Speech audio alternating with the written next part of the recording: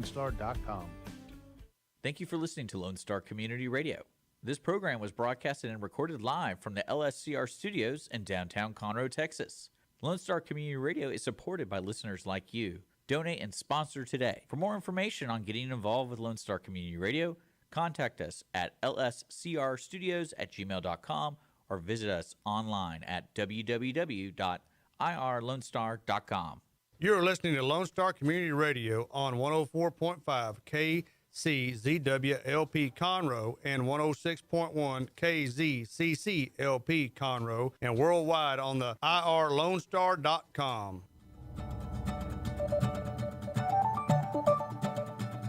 Good morning, ladies and gentlemen. You're listening to the Weekly Business Hour. I'm Rick Schissler. I'm your host. I'm also a Silver Fox advisor and the founder of OneBestConsult.com.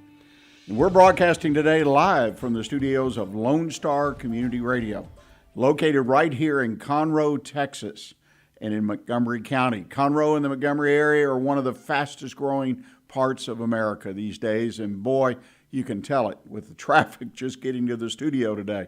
It's amazing, but that's what growth is all about, pain with hopefully more gain. Hope things are good in your world. If you're listening, hope you got a great week planned, and hopefully we can provide you with some information, some ideas that potentially could work for you even today to improve your business and your position in the business itself. There's a idea out there that, the uncertainty that we're all dealing with, folks kind of draw back, right? That's a human natural reaction. I pull back with uncertainty in front of me. I mean, we've had a pandemic, but now it's not a pandemic. COVID shots, well, don't take the shots. I mean, and it goes on. And from a business perspective, tremendous influx of inflation. And I happen to believe we haven't seen the worst of it yet as far as the amount of it. It's going through the system right now, and I think we're going to be surprised, particularly as consumers. And then there's talk of recession. Each week goes by, people like Citibank project, I think I read over the weekend, 70% chance of having a recession based on the information they have at hand. So we got all this uncertainty. And one of the things that I always kind of flinch at or disappointed is that when we face uncertainty in our businesses, we draw back and then we don't open our minds anymore. We don't look for ideas that really could help us in the current situation. And one of those ideas is, do you have a product or service that potentially could be exported? A lot of small businesses have products or even services that could be sold overseas. And they don't ever attempt to do it because it's a very complex, complicated, confusing world. They don't know a lot about it. And I get that. That's true. There's a whole new ballgame. So why should I even bother? And then getting paid, big issue of concern for obvious reasons. We want to get paid for our labors, no doubt about it. But I encourage the listeners today, check out if you've got something you could sell overseas, perhaps tap into a new market, bring in some revenue. Perhaps you've lost some revenue. Perhaps you're growing or you're not, but bring more revenue to your firm. And of course, profitable revenue. That's important. But you can go online, smallbusinessadministration.org or SBA.org, and they've got a whole slew of programs, grants that they make to locales, to cities and states to set up these small business opportunity zones and different things like that. Check it out, though. Go to SBA.org. One of the things I think is really cool is the STEP program, and that stands for State Trade Expansion Program, STEP. And they being the SBA, provide matching funds to states, territories, if they'll participate in just promotional activities. And I know here in the Houston area that there are these promotional, like trade missions. You hear about them on the news every once in a while. Workshops, export exhibitions that will show you how you can export, and it's really not that difficult. So again, go to SBA.gov, look at the information. They've got people you can talk to And if you've never used the SBA, yes, it's a government organization, so it takes a little special patience, but it may be the opportunity that your business needs right now. And who knows, it may open a door that really, really changes the face of your business in a very positive way. Well, Montgomery County and now places around the world, businesses around the world, come to the weekly business hour to learn about the business ideas, what's going on in the business world, how to improve their business, and hopefully take part in these conversations that can make a real difference in their business. So we encourage you, if you have an idea, observation, a criticism of the show, email me. Just send it to onebestconsult, that's the number one, bestconsult@gmail.com. I love getting that mail. We even have a mailbag that we pick particular inquiries, questions about their business. In fact, we have a good one later in the show today that I think hopefully you'll find very, very interesting. Well, I want to let you know, today we have a very special guest. At least I consider him very special. He's been on the show before. We're welcoming back Mr. Mel Kleiman. Mel was the founder of Humetrics some 40 plus years ago. And I've known Mel personally about that amount of time because I got interested in the job and I was working in a family business in what they had to offer at Humetrics. And Mel has expanded and grown that business. He serves companies all over the United States. I didn't ask him if maybe overseas, but he provides a wonderful insight. I think he's one of the leading experts, quite frankly, on locating, finding, attracting, interviewing, and hiring the right people for the jobs that you have open. And he has some interesting comments about how to do that even today in this real tight business market. So we had a conversation recently, and we're going to play that conversation for you. And I think the most important thing you can do right now, grab a pad, grab a pen, or fire up your computer. Get ready to take notes, because there are definitely some ideas that Mel talks about today that can help your business right now. Right now. Don't wait. Make it happen. So listen and hear my recent conversation with Mr. Mel Kleiman, and we talked about attracting the best people for your jobs. We're back on the road again. We're reaching out to people who are what I call smart people. And today I feel excited. That's the only word I can say, to have this guest with us, Mr. Mel Kleiman. His company is Humetrics, and he's come up with a program. I think the last time, Mel, you were on with us earlier this year, we kind of touched on it, but it sounds like from the conversations that you and I've had that it's really starting to take off. I think it's got some tremendous elements in it for people, small business, medium business, large business, any size business. And let's talk about it today. Let's talk about the 5-star employer program, Mel. Kind of give us a broad brush of what it's all about, if you will, to get started. So, Rick, it's interesting that you talk about, when I thought about this presentation today and I thought about talking to the group, I have to tell you that a couple of quotes came to mind, and I've got hundreds of quotes that relate to better hiring or staffing, but I happen to think about two that just popped into my mind almost instantaneously. One is a quote by Sam Walton, interestingly enough, and I think I don't have to define who Sam Walton is. But you know what? Pretty soon, with the generational differences out there, we're going to have to even identify Sam Walton as the founder of Walmart, because there are probably a whole bunch of people out there who don't know even who he is today. But Sam Walton said, the most important decision a manager makes every single day is who he allows in the door to help him take care of his customer. And I think that has to expand upon, when you talk about customers, you don't only talk about external customers, but you talk about internal customers. So he's really saying that the most important decision we make is who are the people we bring on board and how do we keep them and what we do it. The other one is, again, somebody that I think maybe we're going to have to update my models, because it happened to be Herb Keller, and, you know, founder of Southwest Airlines. Well, you and I say Herb Keller, you say, okay, I got it.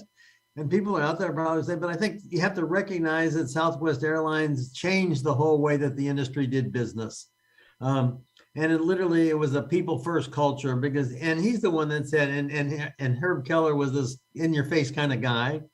And he said that bluntly, the day we screw up, the people think it's all over. And I think that really sums it up. So for years, I've talked about in my presentations, I used to talk about turkeys and eagles. If you hire a turkey, train a turkey, motivate a turkey, all you have is trained, motivated turkeys. And I talk about turkeys learning to dress up like eagles and eagles not always being eagles and everything else. But I guess about a year ago, I began to think about this thing called, what kind of an employer are you? And I began to ask the question, and I ask it to everybody I talk to and everybody I work with and the people I consult with, do you consider yourself a 5-star employer? And I think everybody listening to this, you need to answer that question. I have to back off a little bit though and say, not only do you consider yourself a 5-star, but I have to say that in some cases, do you consider yourself either a 4 or 5-star employer?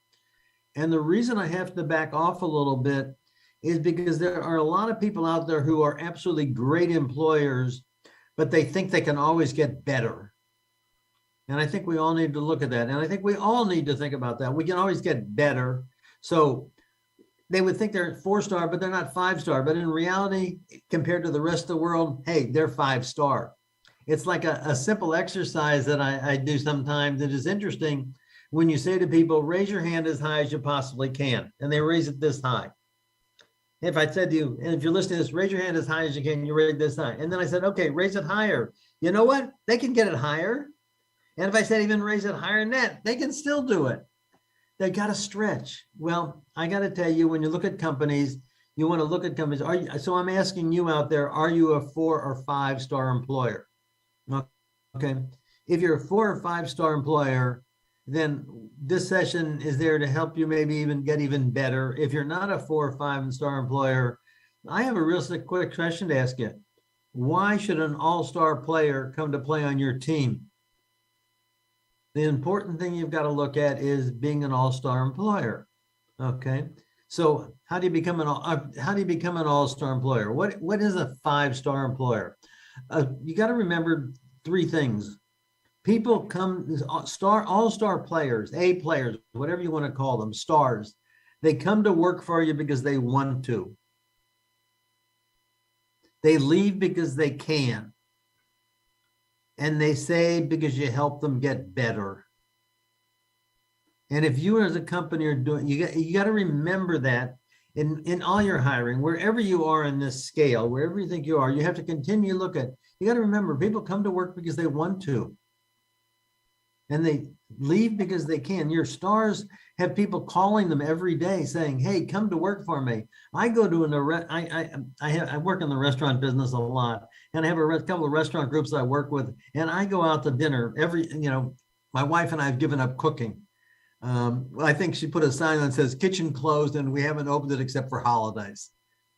I think you're laughing because you probably around your house do the same thing. But the point being is we go out and it's instantaneously, when you get a great server. It's not the one who just comes up and says, my name is John and I'm here to help you. It's the one who comes up with a smile on the face and makes you feel like you're important. And, I often say to these people, hey, wow, I love the great service. I just got to ask for you, I've got a restaurant group I'm working for, and I know they would love to have you. Would you be interested? It is amazing how many people would be interested. And every once in a while, I get the one who says, no, I love my job. How many of your employees say, no, I love my job? So that's the key. So we talk about if you are a 5-star employer, and the program I'm building, and this is a sales pitch. I'm gonna get a sales pitch, and we're gonna get it out of the way, and it's done, Rick. If you're a 5-star employer and are interested in being certified a 5-star employer, at the end of this, I'll give you my contact information. Reach out to me, because being recognized as a 5-star, what is the #1 motivator in the entire world? And this is something you can use, and we'll talk about a little later in this presentation. #1 motivator in the entire world is recognition. People love recognition. We are recognition addicted. recognizing people by saying, hey, if you need a great employee and you see somebody out there and say, hey, you did a great job. I'd love to come to work for them. Nobody ever felt bad getting a job offer. You recognize them as being good. Okay, if you're a 5-star employer, how about being recognized as a 5-star employer? You know what? Raise your hand. What does it say to your employees if you're recognized as a 5-star employer? What does it say to your customers when you're recognized as a 5-star employer? What does it say to potential applicants when you're recognized as a 5-star employer? So if anybody's interested in doing that, come talk to me. But let's talk about, I don't want to talk about that. I want to talk about how do you become a 5-star employer? If you're not, if you are, how do you even get better? So we talked about the fact, number one, Rick, that you want to hire a 5-star employee. So the question is, why should a 5-star employer come to work for you? Why should an all-star player join your team? Do you have if you get nothing else out of this webinar, if you do anything because you're here, which will make you better, you have to come up with a list, which I call a unique employment proposition. What is the reason that a great employee should come to work for? Do you have a list? If you don't have a list, where do you expect that potential applicant to have a list? And I will tell you, most companies don't have a list. Now, in your consulting business, you would probably talk about not only a unique employment proposition, but I will bet you talk to every one of your clients and talk about what is your unique selling proposition, right? Absolutely.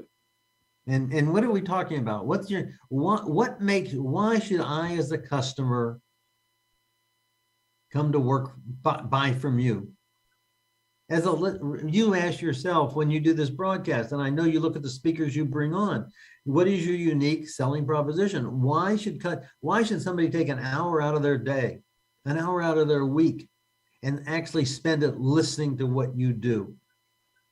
And I think we know what, you require the speakers you bring on board to give people things they can use to help them be better. That's your unique selling proposition. Absolutely. So, you give them access to information and knowledge that they can't get anywhere else. You make it easy for them to apply. So let's look at should I do business with you? That's the question you ask on one side, but let's ask it on the other side that most of us never do. What's the reason that I should be an employee? And for different companies, that's different. It's interesting when we built this recognizing companies as 5-star employer, we recognize that there are a lot of other people out there doing it. There's great place to work. There's best place to work. There's top place to work. And all of them have a formula. They say, do you do this? Do you do this? Do you do this? We found out something different. We found out that different companies are top employers, are 5-star employers because they appeal to a particular audience and market, and they supply what that market wants. For example, I have a trucking company. The number one thing on their why people come to work for them is because it isn't safe. We don't do it. Safety is number one. And what do? They haul hazardous fuel. And you know what? Drivers come to them because, hey, you know what? If it isn't safe, we don't do it. That's the number one key in their unique employment proposition. Have you looked at who is that target customer being employee that you want to come work for you? I have another group. I have a group that's it's a beauty salon. And the number one reason people come to work for them is not because they pay a lot of money, because they don't pay a lot of money. There are probably places they could potentially go initially, they can go more money. But the fact of the matter is you come to work for them because we will train you so well that you can leave. And her whole scopus is she brings in, people come to her direct out of beauty school. You know what you can do direct out of beauty school? You can go to work for Sports Clips. You can go for Supercuts. You can go to somebody who takes a pair of shears and goes, shh, shh, shh, you're cut. Or you become a stylist. Do you want to be a hair cutter or you want to be a stylist? If you want to be a stylist, you go to work for her. Why do you go for her to work? Because in 3 years, if you follow what she tells you to do, you will come from a level 1 stylist to a level 5 stylist. She trains, she trains, she trains. That's why you go to work for her. She has people who don't want to cut hair. She has people come to work that want to be a stylist. What is your unique employment proposition? You know, is it safety? Is it training? Is it leadership? Is it striving to be better? Can you write a list of the top 5 things that people should come to work for you? It is the most important thing you do if you want, because that becomes, that defines your culture. Our culture is one of training. Our culture is one of learning. Our culture one is respect. You come to work for us because we're a family-friendly environment. I have one customer who gave me their unique employment proposition. It had 2 words on it. It said, "We care." But you know what it said after that? We care about our employees. We care about our community. We care about our environment. We care about our social responsibility. You want to go to work for them? They may not pay the most money.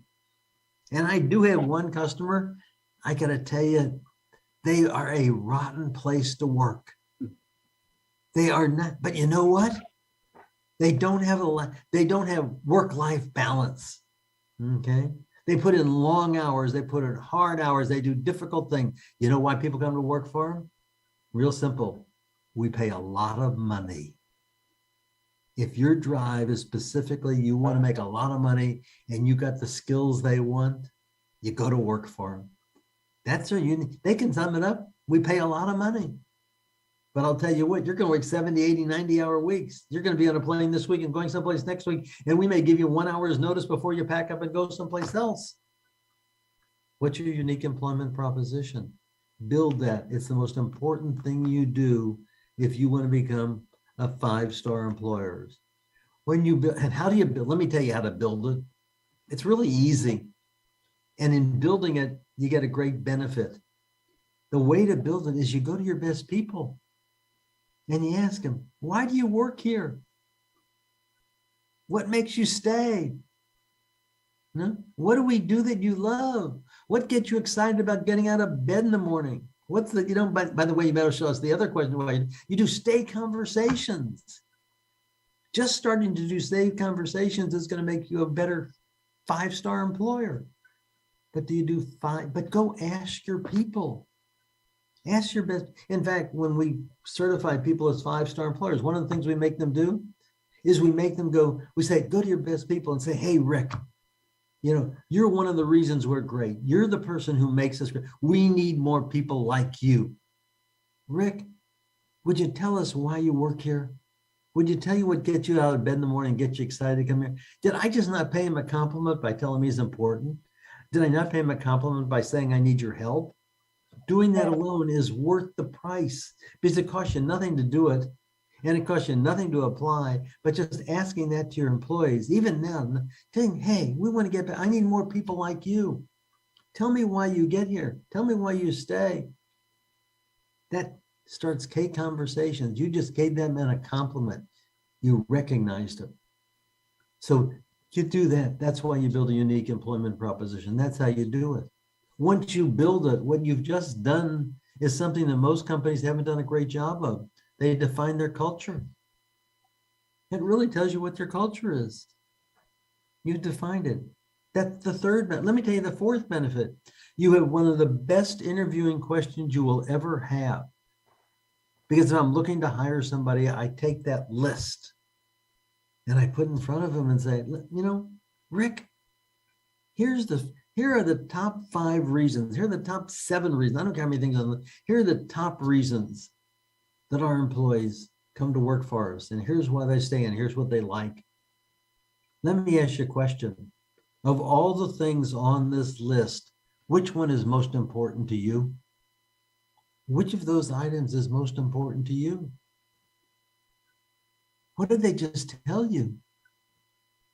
They told you their key motivator. They told you the key work-life balance. They told you that's what they want. Opportunity to grow and learn.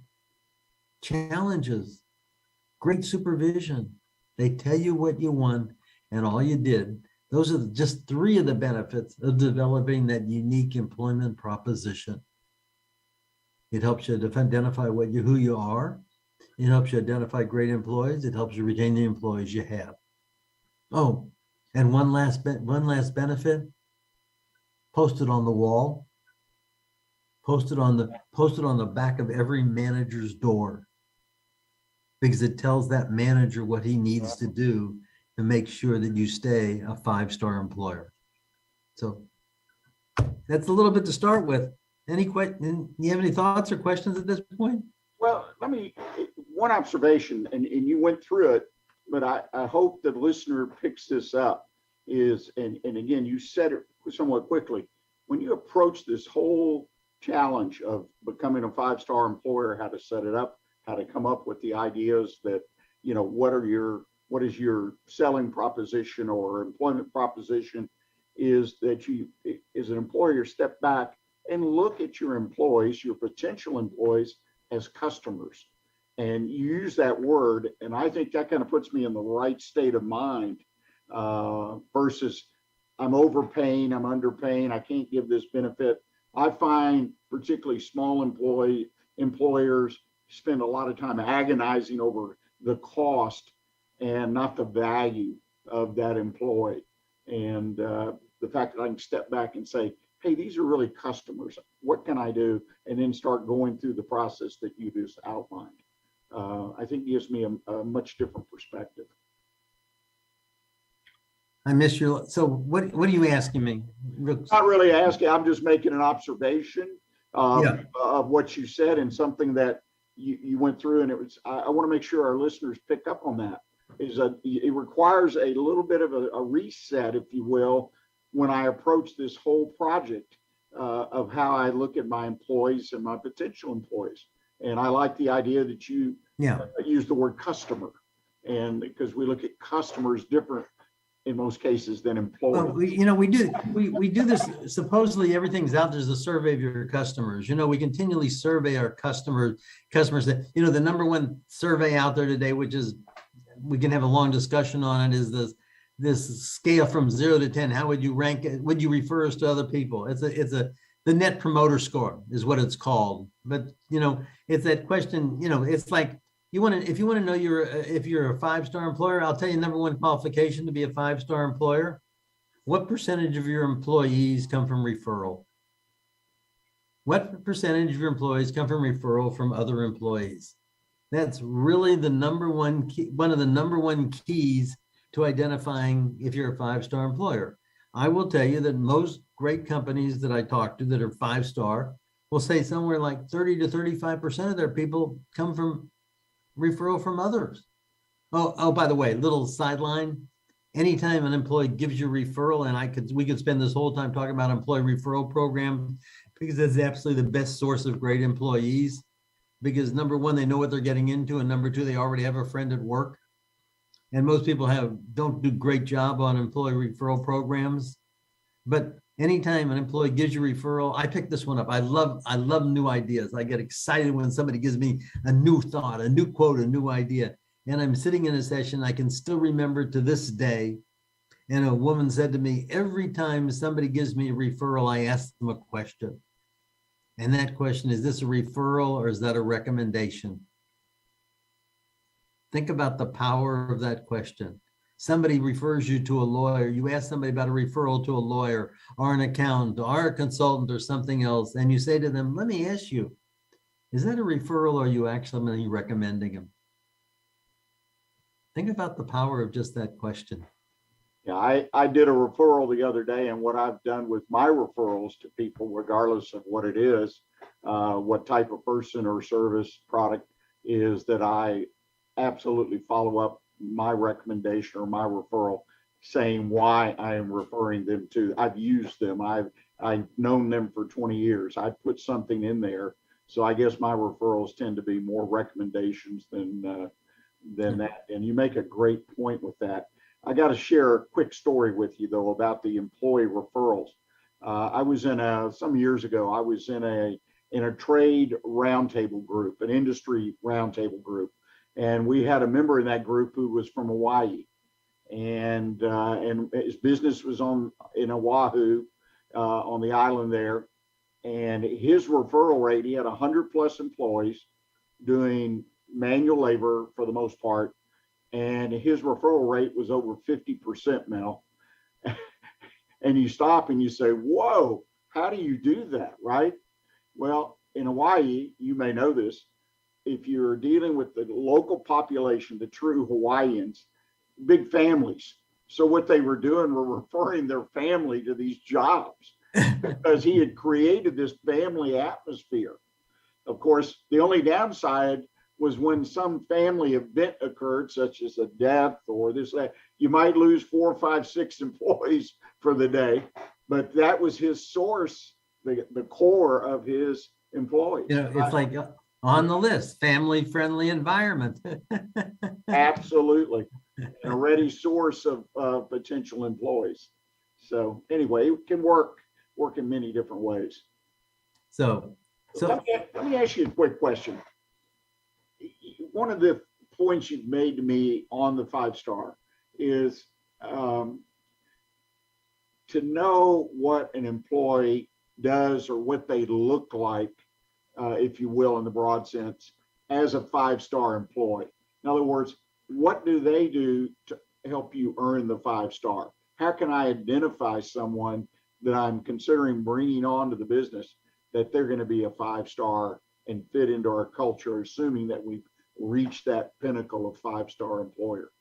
So let me back up to you mentioned a word, so let me build off that word. How do you identify a potential 5-star or employee? How do you identify one? The key to identifying it is you have to, let me use think about, I want to talk about a statement is missing the target has never been the target's fault. Okay. So you have to identify what makes a 5-star employee, what makes a superstar employee. Okay. And we have job descriptions, sometimes if you're a small company, I'll be amazed if you really have a job description. But if you're a larger company's HR department, you've got a job description. They're government documents. They say you got to be able to lift 40 pounds, stand on 1 foot, hop down, That's a job. No. If you want to know what your 5-star employee will do, that all-star, I will tell you how to write a job description. I have just hired you, and it is 6 months down the road, and you have hit a home run. And I'm going to nominate you for the Employee of the Year award. And I need to write a letter of recommendation telling the board, because they're going to give away $1,000 to this employee, what that employee did and how they did it to earn that bonus, to earn that award. You write me the letter of recommendation saying this is what Joe did and this is how he did it and this is why he deserves to be an Employee of the Year. When you write that letter, you have literally defined what that success looks like. That's your real job description. You talk about how they related to the customer. You talked about how they went above and beyond. You talked about how they were a team player. You talk about the things they did. In fact, I will tell you, when you begin to look at people, most of us look for the wrong thing. We could do a whole program on interviewing, but most of us, when we interview for skills. Remember, you hire people for what they know, you end up firing them for who they are. Okay. I want people to, you know what, the knowledge you have today, the way the world is changing and the way work is changing, the skill you have today, 5 years from now is going to be totally out of date. You got to hire people who want to learn and grow. If I was interviewing somebody, if I was being interviewed, the number one question I would be asking them when they say, ask me a question, I would ask them the question built off of what I just told you. And think about what would happen if an applicant said to you, okay, Rick, it's 6 months down the road and you hired me and I've hit a home run. I've exceeded your expectations. What have I done to exceed your expectations, and how have I done it? That tells you what that employee needs to do. They've exceeded your expectations. What did they do, and how did they do it? And by the way, you know what? I'm going down different tangents. You hire that new employee, you know what you need to tell them? You need to tell them what it takes to be successful. You need to tell them, Rick, this is what you need to, let me tell you what, I expect, I know you're going to hit a run. Let me tell you what you're going to do. Here's how we're going to grade you. Have you told your people how they're being graded? Okay. So build the unique employment proposition, but you said, okay, how do I get that? So you need that job description. You need that target. That's the number one thing you need to do. Okay. See, you've hired, so this isn't on interviewing, but you've got this person on your team. Okay. How do you keep them? How do you motivate them? How do you drive them? What are people looking for? And again, the number one, you talk about money. Money is not a motivator. Lack of money is a demotivator. Money is not the motivator. What is the driver behind people? Different people have different drivers. You manage, again, one-liner, write it down. You manage people the way they want to be managed and not the way you want to manage them. We don't manage generations, we manage individuals. What does that person want out of the job? If I was to sit here and give you a list of things that people want, I said, you know what they want? People want? I can tell you, they want great boss and great coworkers. They want interesting work. They want growth and opportunity. They want family-friendly environment. Now, in different order for different people. They want respect. Okay, these are things but let me tell you what, and I could sell it to you, but I'm just going to give it to you right now, and hopefully you'll buy it. You know what the number one motivator really is in today's workforce? It's recognition. People want to be recognized. But the key is you have to recognize people the way they want to be recognized and not the way you want to recognize them. If I sit there and say, okay, you think about what do we are recognizing? We are little kids in kids' bodies. People ask me what I want to be when I grow up. And I got the answer. I want to be a little kid in a big kid's body. But you talk about recognition. Think about it. My grandson was over a couple of weeks ago and he was building something with blocks in the other room. And I work out of my office at home. And he says, Pop, come look at this. This is neat. And I said, Cole, I'm busy. I'll be there in a minute. And about 36 seconds goes by and he says, Pop, come look at this now.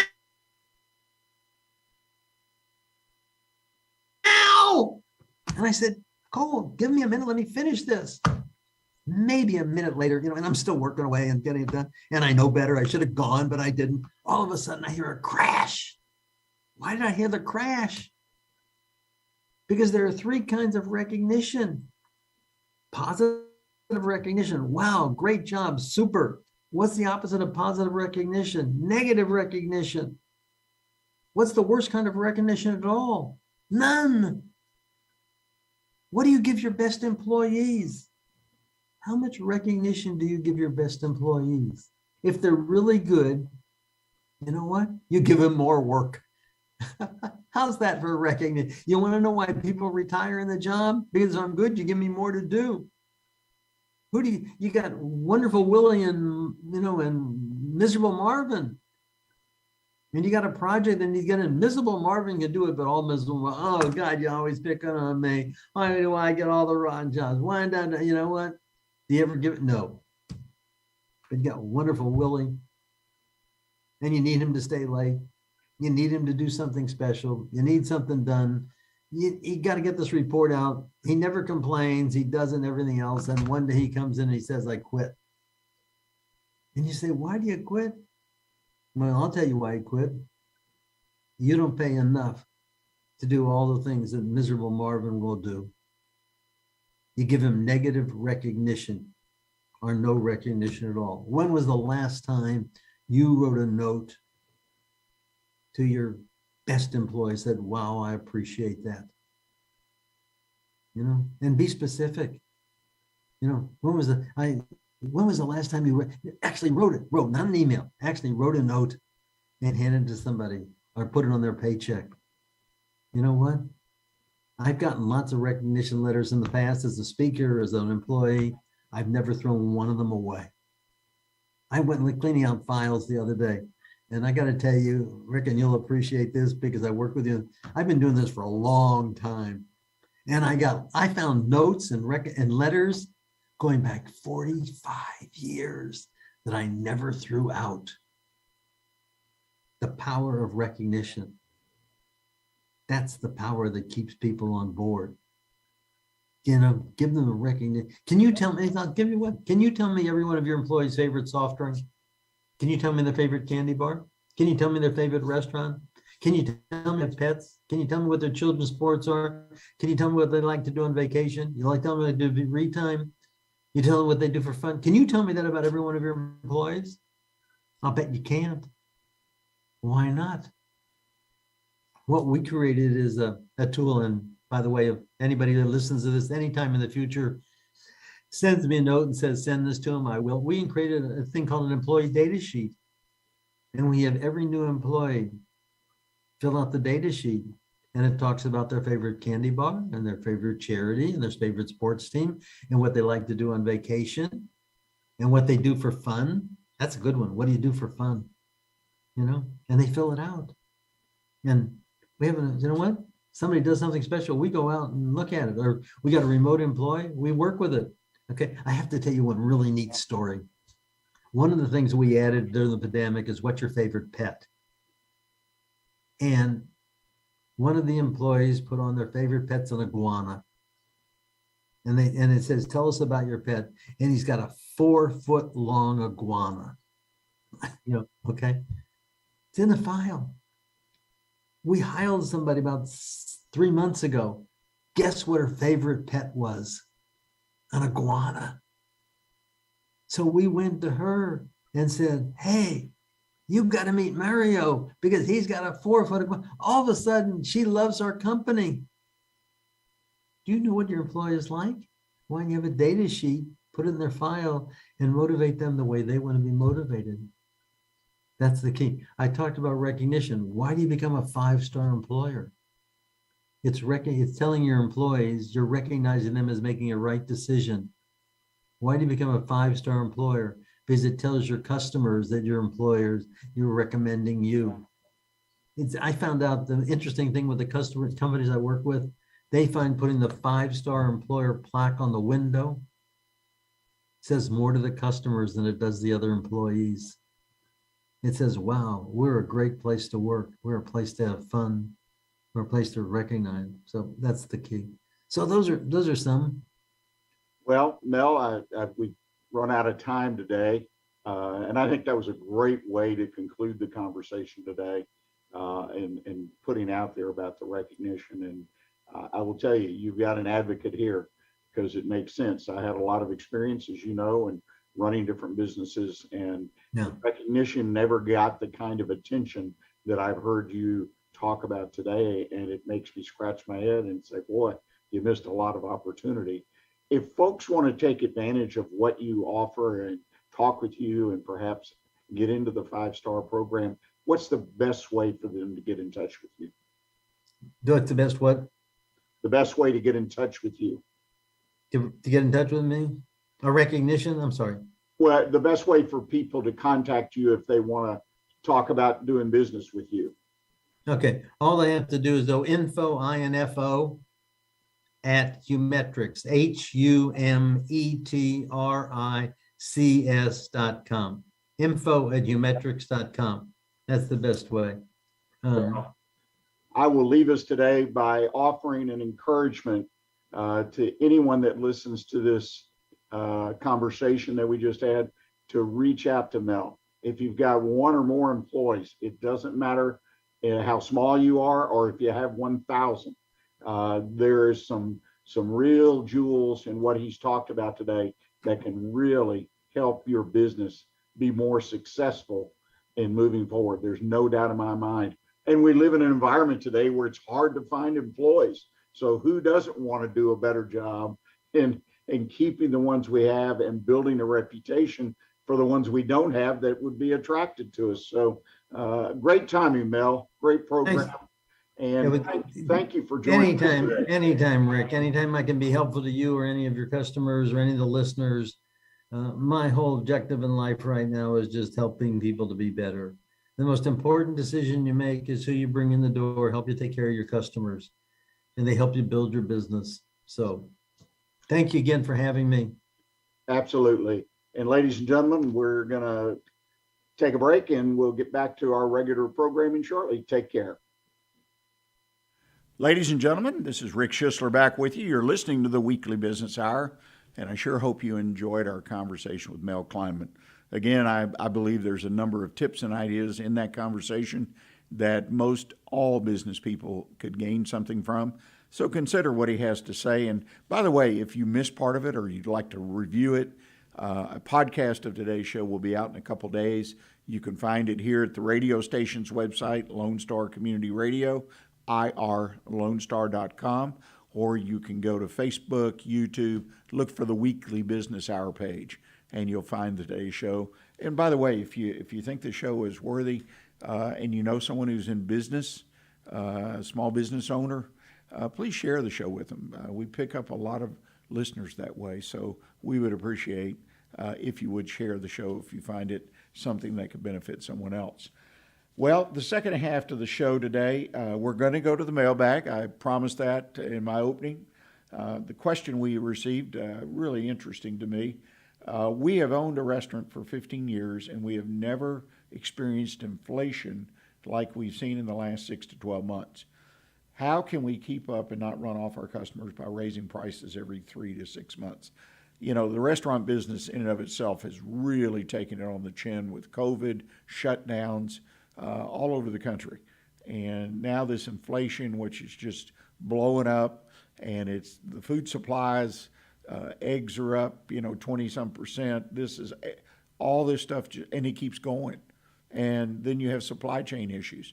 I think the restaurant business is right at the head of the line, or at least in the first group of businesses that have been really affected by things that have happened, particularly this inflation most recently. So we'll respond to that with some general ideas of how to survive, in many cases, this inflation. And then I'll close today's show with my One Best Consult tip of the week. Recession is coming. Is your business over or underprepared for this next big challenge? I think they'll find it interesting, create a little discussion, and hopefully a lot of thinking on the part of you, our listeners. So we're going to take our final break of the day, and when we come back, we'll start out in the mailbag. So please stay with us. We'll be right back.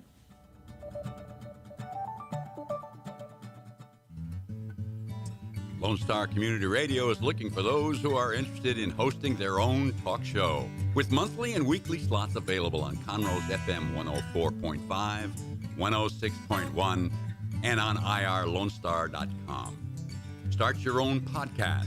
Create your first YouTube channel and be on TV. Contact Lone Star Community Radio online at irlonestar.com or call the station message line at 936-647-3776. Welcome back, ladies and gentlemen. I have been told we just have a few minutes left, but I want to respond to the mailbag question we had about owner of a restaurant and the impact that the inflation that's really out of control if you look at it from a perspective, I believe, of a small business owner. I think there's several things that every business owner should be doing right now, those that are particularly impacted by the inflation, which I think in the restaurant industry, as I said earlier, really getting smacked up the side of the head, as my dad used to say, by this. And one of the things I think you have to do is, we talked about it last week, be sure you understand where your business fits in the community, understand your competition, understand why people come into your restaurant or your business. Why do they trade with you? Why do they do business? So many small businesses, I find, really don't know the answer other than my gut tells me this, my gut tells you. You know, in a restaurant, we have a perfect opportunity to interface, talk to customers, ask them a couple quick questions when we're serving a meal, into the meal. We can do little surveys on the table, but just talking to them, especially in this email came from a small city. I think probably a little more personal interaction perhaps, but you can gain a lot of information. Talk to them and then go back and record what they say, because you want to have a certain number of people to give your survey, if you will, or your research a little credibility. So this is a far fetched example to some people. Run out and hire a survey research firm. Yes, they have a lot of validity, have a lot of value, but in the small business world, that's something we just can't get our head around, or in fact, it can be costly. So make sure you understand what your market is first. And secondly, and again, obvious, do you understand what your actual cost is? You know the price of eggs went up, but do you really understand that? Do you track that some way so that it's just not in here you're getting indigestion, but to what extent? And look at your cost of other things in your business, your space, your lease space, your ownership of the space, the building. Make sure you understand it. Make sure you've got that information, at least it's current. I think what we'll find is, if we're honest with each other, is that a lot of businesses really don't know those costs. Oh, they know they wrote a rent check or a mortgage payment, but they don't know what the actual cost of operating their business. And the point is, you know these costs, then you can turn around and the third thing is you need to make sure your costs are as tight as they can be. Now, food cost is where a lot of focus is, but food costs are only a portion, particularly small portion compared to things such as electricity perhaps, cost of ownership of the building, which is either a rental payment or a mortgage payment, property taxes, either way you're probably paying those, whether you rent or own. So there are a lot of things to consider. So I think you need to do that. And always remember, there are people out there, for example, I was looking at a report the other day from the travel industry. Now, that industry just got shut down, basically, particularly if it had anything to do with water. Cruises just got completely shut down and are only now coming back. So if you feel the pressure, you feel like you're bad off, just consider what's happening literally down the street. Well, ladies and gentlemen, I'm going to pick up with my One Best Consult tip of the week next week about the coming recession. I don't think we'll be in a recession or out of recession in 1 week, but we've just run out of time today. And I want to thank Mr. Mel Kleiman for taking time to have that conversation. I encourage you to visit the Humetrics website, make contact with Mel. He'll answer questions, but he's got a lot of good information, a lot of good services that he can provide to help you attract the right people to your business, hire the right people. He is one of the leaders, as I said earlier, in my opinion, in this country, perhaps in the world, on getting the right people to work for you. And that, regardless of your business, is the most important thing. Look for a video podcast of today's program, as I mentioned earlier, a couple days from now on the Weekly Business Hour page at Facebook, YouTube, or right here at irlonestar.com. And until next week, stay engaged and always keep your focus on what counts in your business. Thanks.